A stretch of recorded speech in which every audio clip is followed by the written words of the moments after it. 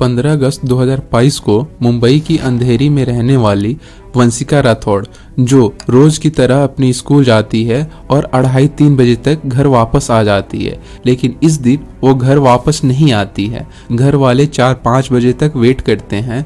उसके बाद वंशिका जब घर नहीं आती है तो घर वाले घबरा के स्कूल जाते हैं और वहाँ पे पूछताछ करते हैं। पूछताछ में पता चलता है कि वंशिका आज तो स्कूल आई ही नहीं है। और फिर घर वाले और घबरा जाते हैं और वो वंशिका के कई दोस्तों के पास कॉल करते हैं, कई रिलेटिव के पास कॉल करते हैं, लेकिन सब लोग इनकार कर देते हैं कि वंशिका ना उनके पास आई है और ना ही उसके बारे में उन्हें कुछ पता है। फिर ये सारी बातें सुनने के बाद घर वाले पुलिस स्टेशन जाते हैं और वंशिका का गुमशुदा रिपोर्ट दर्ज करा देते हैं। केस दर्ज कराने के बाद पुलिस सबसे पहले स्कूल जाती है और पुष्टि करती है कि वंशिका इस दिन स्कूल आई थी या नहीं आई थी, और वहां से पुलिस को साफ पता चल जाता है कि वंशिका आज स्कूल नहीं आई थी। फिर 26 अगस्त की सुबह करीब 11 बजे अंधेरी पुलिस स्टेशन में कॉल आता है कि नया गांव रेलवे स्टेशन के बगल में एक संदिग्ध बैग पड़ा है, और पुलिस मौके पे पहुंचती है और बैग खोल के देखती है तो उसमें 15-16 साल की लड़की का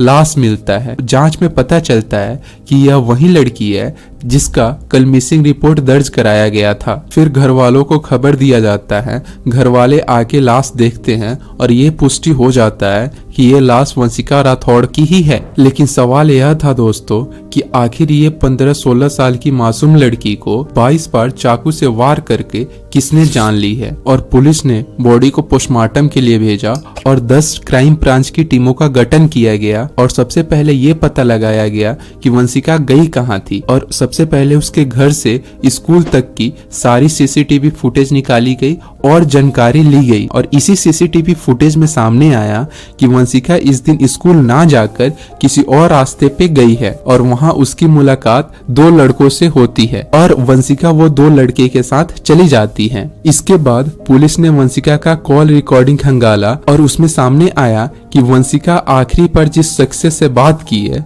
उस शख्स का नाम है संतोष। जब शख्स का पता चला तो पुलिस संतोष के घर पहुंचती है। वहां पे पता चलता है कि संतोष तो 15 अगस्त से गायब है। सीसीटीवी फुटेज घर वालों को दिखाया गया और उसमें पुष्टि की गई कि वंशिका जिन 2 लड़कों के साथ थी, पहला तो संतोष था और दूसरा संतोष का ही दोस्त विशाल था। और फिर पुलिस विशाल के घर भी पहुंचती है और वहां से भी यही जानकारी मिलती है कि विशाल भी 15 अगस्त से फरार है। अब पुलिस ने अनुमान लगाया कि ये दोनों एक ही साथ घटना का अंजाम दिए हैं और एक ही साथ भाग गए हैं। अब पुलिस ने फिर से सीसीटीवी फुटेज खंगालना स्टार्ट किया और पता चला कि ये दोनों जोधपुर एक्सप्रेस ट्रेन से भगे हैं और यहीं से पुलिस को पहला सुराग मिल गया। इसके बाद पुलिस ने उस ट्रेन के सारे रूट को खंगाला। फिर पता चला कि ये दोनों पहले जयपुर गए, फिर अजमेर गए और वहां से वैष्णो देवी। इसके बाद दोनों गुजरात लौट आए। लगातार 1 हफ्ते तक फुटेज और लोकेशन ट्रेस करने के बाद पुलिस ने ये दोनों को पालनपुर के एक होटल से गिरफ्तार कर लिया। फिर ये दोनों को मुंबई ले आए। पूछताछ में पता चला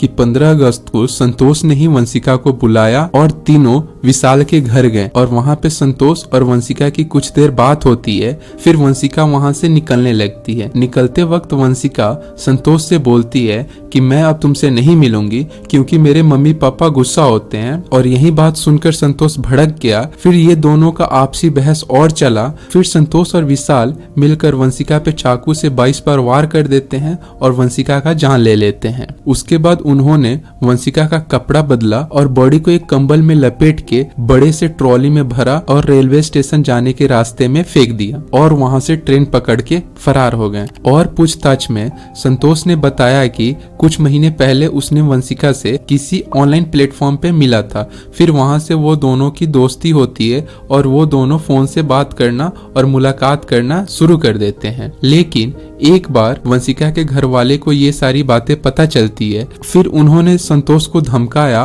और संतोष से मारपीट की। इसी बेइज्जती का बदला लेने के लिए संतोष ने पहले ही अपने दिमाग में बैठा लिया था कि मुझे वंशिका को जान से मारना है। जान से मारने का प्लानिंग संतोष कुछ दिन पहले से ही कर रहा था। उसने अपनी माँ की ज्वेलरी 2 लाख में बेची। वहां से उसने एक चाकू खरीदा और कुछ पैसे इकट्ठा किए। वो प्लानिंग में था कि पहले वंशिका को मारेंगे फिर फरार हो जाएंगे, और वो किया भी वैसे ही। और दोस्तों, यह केस हमें ये सिखाती है कि हमेशा माँ पापा को अपने बच्चों पे अंधा भरोसा नहीं करना चाहिए और बच्चे को हमेशा देखते रहना चाहिए कि बच्चे क्या कर रहे हैं, और बच्चे को भी समझना चाहिए कि इतनी छोटी उम्र में ये सब काम नहीं करनी चाहिए, और जो कुछ भी हो अपने मम्मी पापा को बताना चाहिए। तो दोस्तों, अगर आपको ये वीडियो अच्छी लगी तो प्लीज मेरे चैनल को लाइक करें, सब्सक्राइब करें। धन्यवाद दोस्तों।